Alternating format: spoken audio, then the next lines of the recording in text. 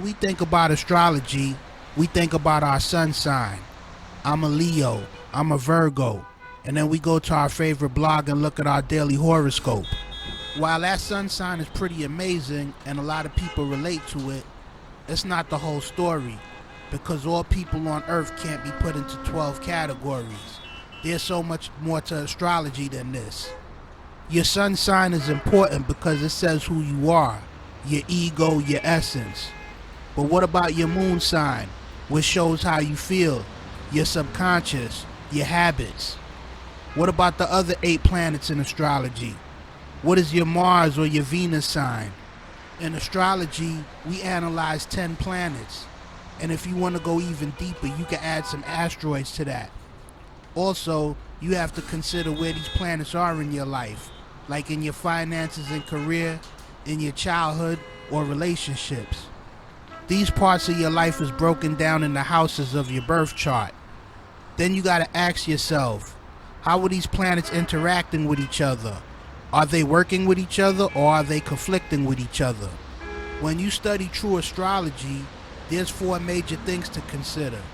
Those are 1, the planets, 2, the houses, 3, the zodiac signs, and 4, the aspects. There are 10 planets the astrologer recognizes, which are the Sun, the Moon, Mercury, Venus, Mars, Jupiter, Saturn, Uranus, Neptune, and Pluto. The Earth is not included in this because we observe the cosmos from the planet Earth, so our home planet is in the center of the birth chart.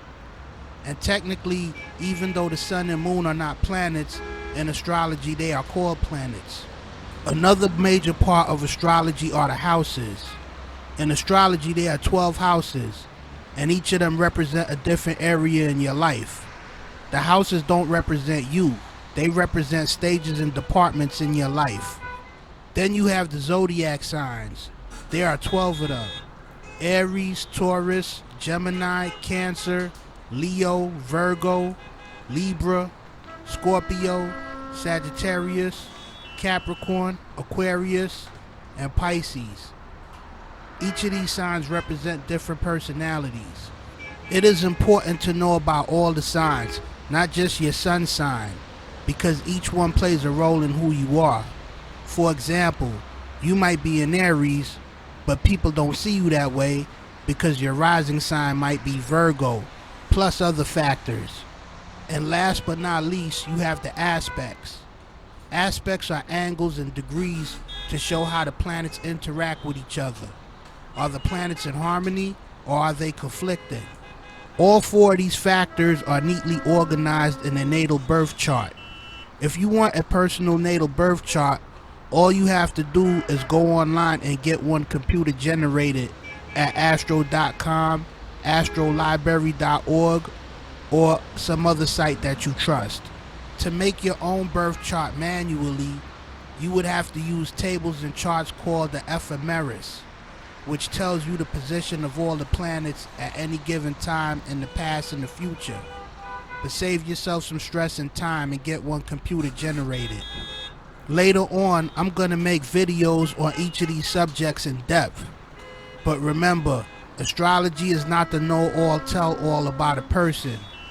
Even though it breaks down a lot, when you are dealing with a human being, you have to acknowledge that person's life circumstances, genetics, culture, etc. For example, an apple seed's nature is to become an apple tree and bear fruit. But if it's not given sunlight and water and a good environment, it will not grow. And furthermore, if it's misused and repurposed, it could even be made into a poison. So in conclusion, astrology will break down your nature plus a lot more. And the science is a beautiful thing that will amaze you. Supreme Moonbeam. Peace.